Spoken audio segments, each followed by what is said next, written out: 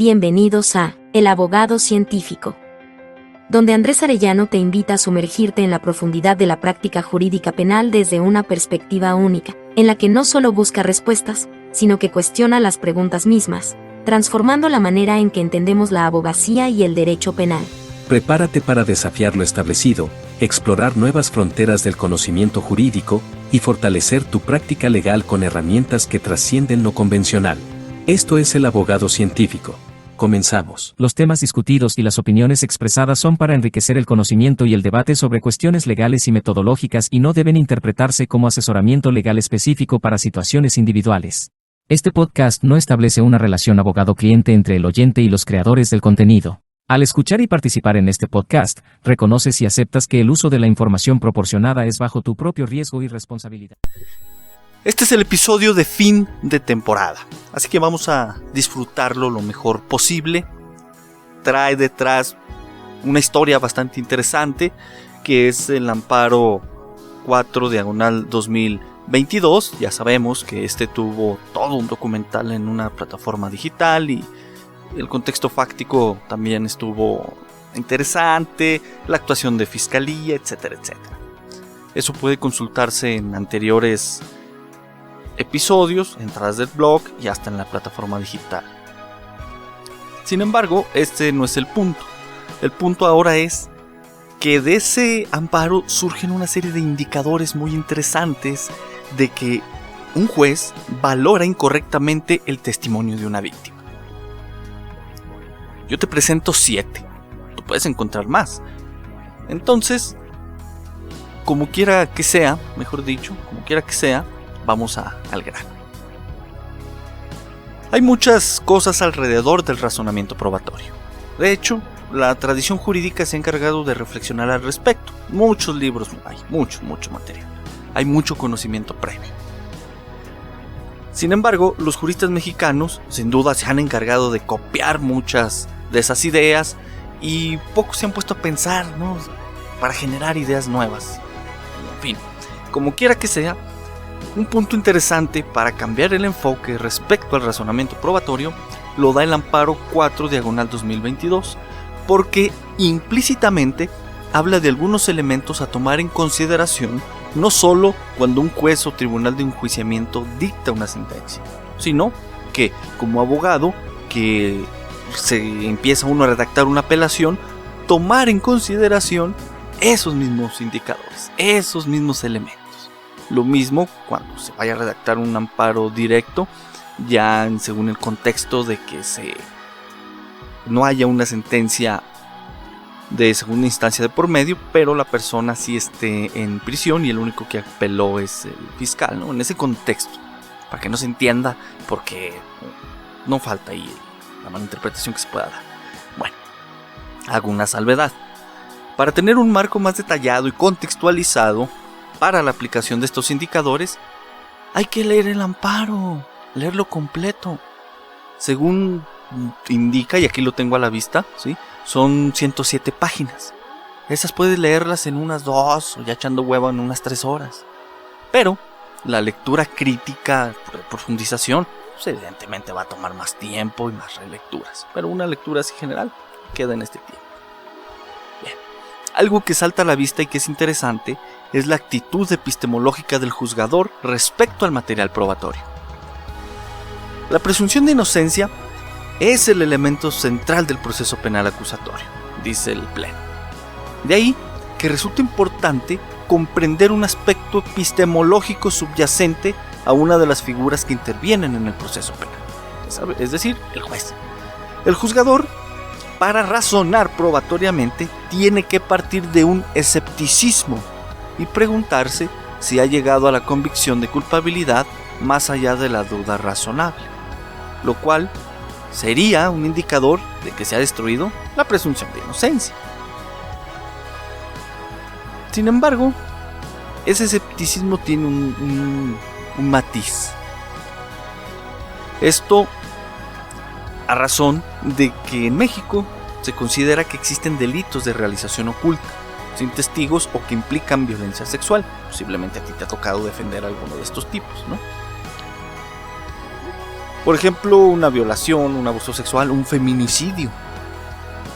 En estos casos se toman algunas medidas respecto a la valoración del dicho de la víctima, tal como darle un lugar preponderante en la valoración, pero sin que esto implique que baste su solo dicho para condenar al acusado.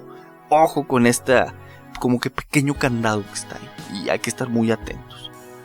De lo anterior, y a partir del argumento 205 del amparo que estamos comentando, se desprenden dos razones que sustancian y motivan el llamado escepticismo constitucional o el no asumir sin más del juzgador.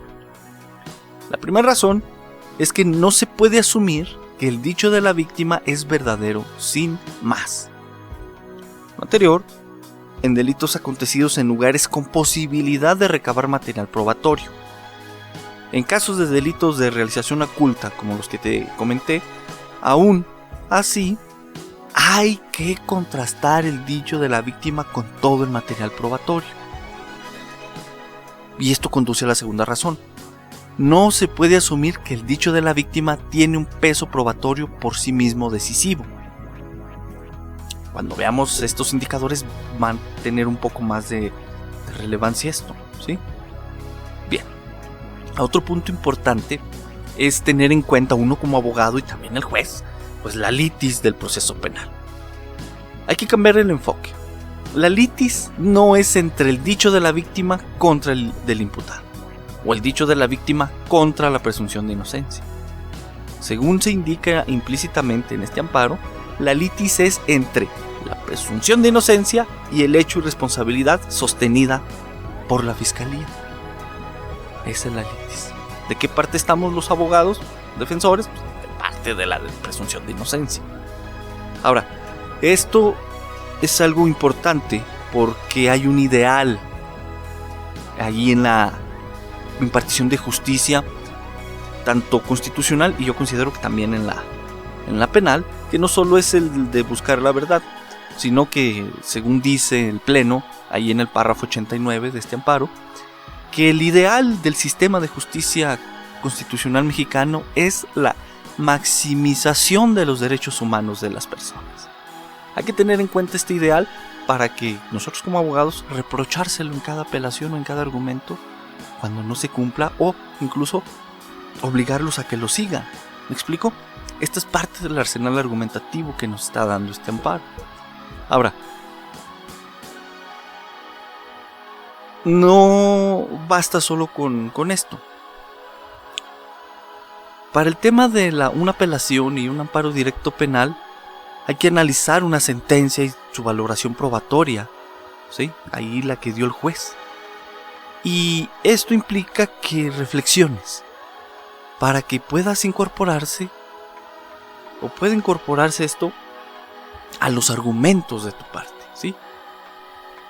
En mi experiencia como abogado defensor, al dedicarme, que será ya un 80% de mi tiempo a redactar apelaciones y amparos en materia penal, lo que indica el amparo 4 de 2022 tiene en gran medida una razón, tiene una gran razón, ¿sí? Salvo algunas cosillas que, bueno, quizá a lo mejor en otra cuestión discutamos, pero maneja verdades muy interesantes y razones.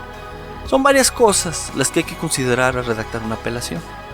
Para esto hay que tener una estructura. Yo me baso en la estructura que desarrolló otro autor, pero yo sustancio, me meto o construyo argumentos ya basándome en otras consideraciones, porque las que de ese autor no me sirven mucho.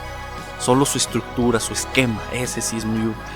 Entonces, una de estas cuestiones, sin duda, al redactar una apelación, es ver si se llevó a cabo un proceso debido o un debido proceso. Y de ahí que los indicadores que te voy a decir tienen que tomarse con seriedad por las consecuencias prácticas a las que pueden llevar, tal como una revocación, modificación o confirmación de sentencias de primera o de segunda instancia. Hacemos una breve pausa en nuestra discusión de hoy para presentarles una herramienta indispensable, nuestro libro electrónico.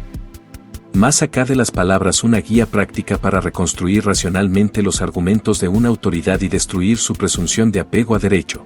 Es un libro perfecto para abogados, estudiantes de Derecho y cualquier persona apasionada por la lógica aplicada, pues otorga un arsenal de herramientas conceptuales listas para ser desplegadas. Diseñado para proporcionar claridad y rigor en el pensamiento crítico de todo abogado, este libro es esencial para quienes buscan no solo entender, sino desmantelar y reconstruir los fundamentos y motivos dados por una autoridad judicial. No esperen más para fortalecer su habilidad argumentativa. Adquieran su copia ahora en abogadocientífico.com.mx y comiencen a navegar por la complejidad de los argumentos con una nueva luz. Continuamos con nuestra exploración intelectual en El abogado científico. Gracias por estar con nosotros. Así pues, en una apelación penal contra sentencia definitiva, entre otras cosas, porque son varias, pero lo que interesa ahorita es revisar la motivación y las normas aplicadas dentro del proceso, si es que fue debido, y como parte de la motivación de la sentencia, analizar si la actividad probatoria de la fiscalía realmente soportó la carga de la prueba. ¿Sí?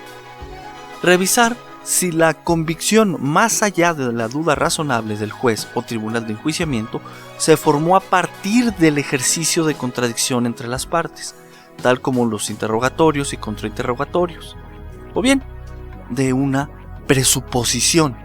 Y esto es muy interesante. Aquí hay que identificar si el juez parte de una presuposición o presupone una culpabilidad. Eso es lo que hay que ir indagando en la sentencia. Y como es una presuposición, no está dicha de manera explícita, está implícita, es tácita. Por eso hay que prestar atención a esto, ¿no? A esto de la presunción, el lugar de la presunción de inocencia y la carga probatoria. Lo que de cada cosa se desprenda dará lugar a ya sea un argumento para alegatos o bien para que con la técnica de construcción de agravios o conceptos de violación se sustancien, tengan materia o ataquen la actuación de la autoridad y sus fundamentos y motivos. Por ejemplo, para argumentar un agravio sobre la valoración probatoria puede tomarse uno de los indicadores que se verán más adelante como una premisa inicial y a partir de ahí empezar a hacer una serie de deducciones, llegar a conclusiones, etcétera, etcétera. ¿Sí? Hay algo importante aquí, algo implícito, algo tácito que muchos abogados lo ven a veces cuando se entrevistan con su cliente, pero no lo toman en cuenta con la seriedad debida.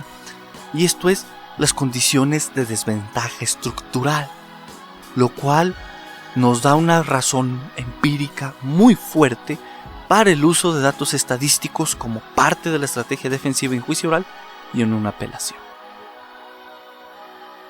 En anteriores episodios del podcast y también por ahí en el blog te hablé y analicé y di ejemplos reales del uso de datos estadísticos como parte de la argumentación jurídica, lo cual indica una inclusión de experiencia científica derivada de la ciencia de datos.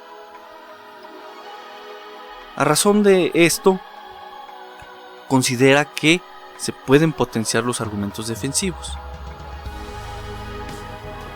Considera que el abogado no solo defiende a una persona que es un sujeto vulnerable a razón de su estatus como imputado o acusado, que resiente todo el poder punitivo e investigativo del Estado, con ilimitados recursos, sino que, derivado del contexto socioeconómico y sociocultural del imputado, del acusado o de nuestro cliente, podemos observar que es una persona en condiciones de desventaja estructural, ya sea por motivo de pobreza, por forma de discriminación o alguna otra. Por ejemplo, si afirmamos que nuestro cliente es una persona en condiciones de desventaja estructural por un motivo de pobreza, podemos partir de una serie de datos, tal como el Índice Nacional de Precios al Consumidor y las líneas de pobreza por ingresos y líneas de pobreza extrema por ingresos que tiene el Coneval, ¿sí? Estos indican el monto mínimo que según ganan personas que viven en el ámbito rural o urbano.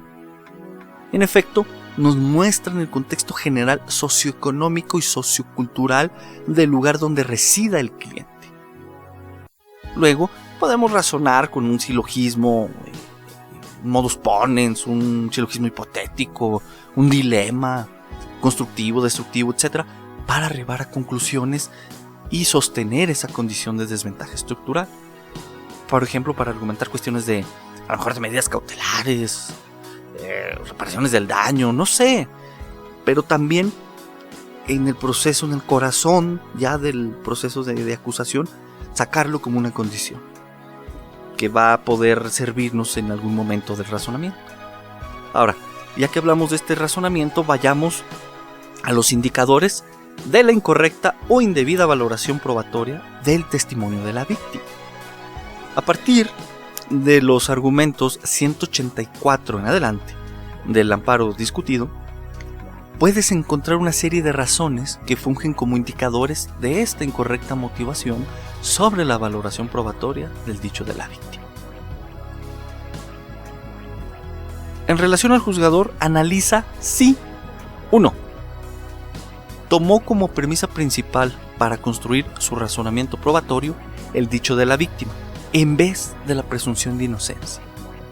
¿Te acuerdas que te dije al inicio? Que la relevancia de la presunción de inocencia, ¿te acuerdas? 2. Tomó el dicho de la víctima como premisa principal. Y en vez de contrastarlo, el juez lo va corroborando o convalidando con el demás material probatorio. 3. Toma el dicho de la víctima para darle validez a otros elementos probatorios. Es muy parecido al segundo, pero hay un matiz ahí. 4. El tribunal realiza inferencias in dubio pro víctima. ¿Sí? Como parte de estas dos anteriores, va realizando este tipo de inferencias, en vez del in dubio pro reo. 5. Si el dicho de la víctima es calificado como merecedor de plena credibilidad, el juez tiene que realizar un razonamiento particular al respecto. Es decir, tiene que justificarse el por qué se ha calificado con tal credibilidad, sin que la sola expresión de un enunciado de calificación de credibilidad sea autosuficiente para ser considerado una debida motivación o un concreto razonamiento lógico jurídico. 6. Si el dicho de la víctima se dice que cuenta con alguna de las siguientes propiedades o características, como que es franco, espontáneo, libre, sin titubeo, detallado, pormenorizado, minucioso, cronológicamente ordenado, sin reticencias, sin temor, etcétera, etcétera, entonces el tribunal tiene que explicar qué elemento específico del dicho de la víctima cuenta con esa característica. Es un razonamiento que amerita un calificativo, que amerita un razonamiento particular y no su única enunciación a manera de autosuficiencia. 7. Se califica el dicho de la víctima como veraz, pero no se contrasta con elementos de cargo. Lo anterior, porque la veracidad del dicho de la víctima es un elemento de cargo que se debe acreditar más allá de la duda razonable. Dicho de otra manera y literalmente, como está en el argumento 212 del amparo que estamos citando. Una persona puede conducirse con veracidad, pero eso no necesariamente significa que esté diciendo la verdad. Esto quiere decir que una persona puede genuinamente creer que algo sucedió y de que sucedió, pero eso lógicamente no hace verdadero el hecho. Es decir, puede creer que sucedió y que sí sucedió, pero eso no hace verdadero el hecho. ¿Sí? Por eso hay que contrastarlo. Bien. La construcción argumentativa y uso de lo anterior atenderá a cada caso específico que tengas como defensor, considerando si pudo obtenerse, por ejemplo, material probatorio, la fiscalía pudo obtener material probatorio a razón de que el lugar donde aconteció el hecho hay más viabilidad pública o no es un lugar propiamente cerrado, etc. Como en el caso de un feminicidio, una violación, en donde son de realización oculta, según se ha dicho. ¿sí? Entonces, esto es a lo que me refiero. De ahí que hay que realizar una evaluación de la calidad del razonamiento del juzgador con alguno de estos indicadores. Es trabajo un poquillo arduo. Recordemos que en México hay 10 días para realizar una apelación en contra de sentencia definitiva y pues, son 10 días intensos, ¿verdad? Bueno, a mí es algo que me gusta hacer y son intensos, pero suelen ser muy fructíferos, ¿no? Apelaciones argumentadas con estos son muy interesantes, ¿no? Ahora, en relación a esto, pues hay una invitación que te hago para una investigación empírica. Invito a todo abogado que me escuche o lea esta entrada del blog, también lo voy a publicar allá, a que en los casos que aplique estos indicadores realice una reflexión sobre la efectividad y las consecuencias de su aplicación para poder hacer ajustes y validar estos indicadores con base en evidencia real, es decir, con base en tu caso, con base en la resolución y que tú sistematices profesionalmente del mismo, ¿no? En tus agravios, etcétera, etcétera. Esto te invito a que me lo compartas, abajo te dejo por ahí un correo y podamos discutir los resultados, mejoras, etcétera, etcétera. ¿Sale? Vamos promoviendo esta actitud investigadora y científica por parte del abogado. En conclusión, te presenté aspectos críticos del proceso penal acusatorio, tal como la valoración de testimonios de víctimas por parte de jueces y tribunales, haciendo un énfasis en la importancia de la presunción de inocencia, porque la valoración probatoria no se hace para acreditar el dicho de la víctima, sino ver si hubo una suficiente actividad de probatoria por parte de fiscalía para destruir la presunción de inocencia. Te resalté la necesidad de que los juzgadores adopten un escepticismo, evitando asumir automáticamente la veracidad del testimonio de la víctima. A eso se refiere ese carácter del escepticismo. Te ofrecí algunos indicadores específicos para identificar una valoración probatoria incorrecta del testimonio de la víctima, con un enfoque en la construcción del razonamiento probatorio y la necesidad de justificar elementos como veracidad, como credibilidad que se otorga a este tipo de testimonios. Esto espero que te ayude a fortalecer los argumentos defensivos. Esto es a veces como las matemáticas, hay que hacerlo para irlas aprendiendo, para ir dominando ese carácter argumentativo y puedas tú, yo y cualquier otro promover un análisis crítico y riguroso de la evidencia por parte de los jueces y no quedarte nada más con lo que ellos digan como si fuera la neta del planeta, ¿no?